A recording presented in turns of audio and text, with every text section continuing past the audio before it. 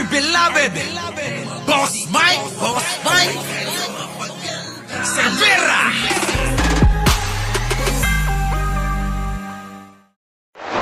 Magandang umaga, magandang hapon at magandang gabi sa amandako ng mundo, naroon kayo. Siyempre, magandang buhay na rin para sa ating lahat. Eto na nga, oo. Oh, si Sarah. Parang alam niyo yon, nakikipagpatentero kay Pangulong Bongbong Marcos. Oo. Makinig na.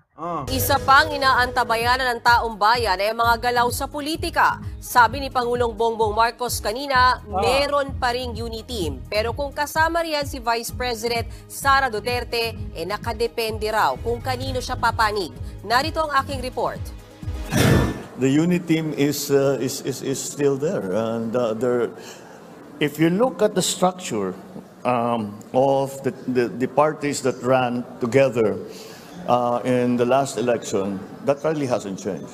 Meron pa ring unity team. Yan ang binigyang diin ni Pangulong Bongbong Marcos sa kabila ng tila mas lumalalim na lamat sa relasyon ng mga Marcos at Duterte. Sa ngayon, hindi sumali ang hugbong ng pagbabago ni VP Sara at puwersa ng masang Pilipino ni dating Pangulong Joseph Estrada sa bagong Unity Team Alliance para sa 2025 elections. Pero ayon sa Pangulo, bukas pa rin ang Unity Team kay VP Sara.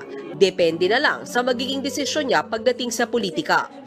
Depende lang kung ano yung positioning ni Inday Sara pagdating ng eleksyon. Siya ba ay nasa administrasyon o siya ba ay nasa oposisyon? That will be the only major determinant.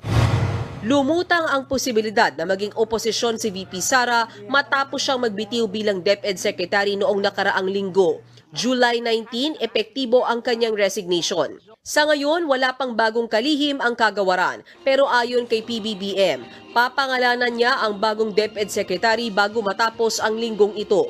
Bago nagbitiw sa gabinete, matatanda ang sinabi noon ni VP Sara na para lang sa eleksyon ang unity team. Hindi naman na raw sila kandidato ngayon ni PBBM.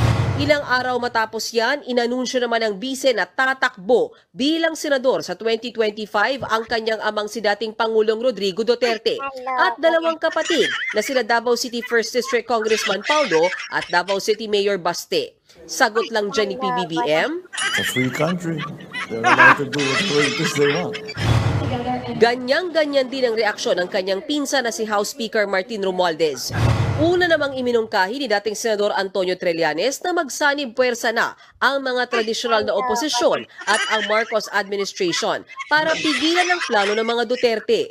Pero maalat sa ideyang yan si ACT Teachers Party List Representative Francis Castro na nag-anunsyo kahapon ng kanyang pagtakbo sa Senado. Dahil nakikita naman natin ngayon, Duterte Marcos lang yung pwedeng pagpilian, pero para sa amin panahon na sa Makabayan Coalition na magbuo ng ng magiging boses ng mga mamamayan sa Senado. Bukod sa kanya, nagsabi na ring tatakbong senador sina Bam Aquino, Chel Jokno at Kiko Pangilinan, bagay na suportado ni Senator Risa Ontiveros. Samantala, may sagot naman si Senator Bato de la Rosa sa mga nagsasabing sobra naman kung tatlong Duterte ang papasok sa Senado. Date ni Bato, hindi na yan mapipigilan. Sabihin mong too much. Sabihin mo too much dahil marami. Tatlong Duterte na senador. Sabihin mo too much. Pero ang tao pa rin ang nagdidesisyon kung gusto nila. Kung pwedeng gawin yan ng iba, bakit hindi pwede gawin ng mga Duterte? Sino bang iba? Sino bang iba mga kababayan? Ayun, yung mga bilyar? Yung ba yun? Yung ba yung tinutukoy? Lynn Hirikawa. Tama naman, di ba? Tama naman yung sinabi nyo kanina. Hindi naman exclusive para kay para kay Sara lang ang unity. Hindi lang para kay kay Sara. Bakit? Abay, welcome ang lahat. Tsaka, hindi naman kawalan Isko po. Abay, isasama nyo si Sara. Ano ba yon? Abay, nagbenepisyo lang sa pangalang Duterte. Dahil naging presidente yung Tatay Deng. O, diba? O. The unit team is still there, and if you look at the structure of the parties that ran together in the last election, that really hasn't changed. Meron pa ring unity team. Yan ang binigyang diin ni Pangulong Bongbong Marcos sa kabila ng tila mas lumalalim na lamat sa relasyon ng mga Marcos at Duterte. Hindi naman lamat na yan eh. Hindi na lamat yan. Basag na! Wala na! Basag na! Mamerta dayag! Oh. Sa ngayon, hindi sumali ang hugpong ng pagbabago ni VP Sara at puwersa ng masang Pilipino ni dating Pangulong Joseph Estrada sa Mahina na rin naman si dating ERAP eh. Obscure, Mami PR, di ba? Wala naman na rin lakas si etong partido ni ERAP. Wala na mga boss. Oh, yung mga anak na lang, 2 senador. Pasok!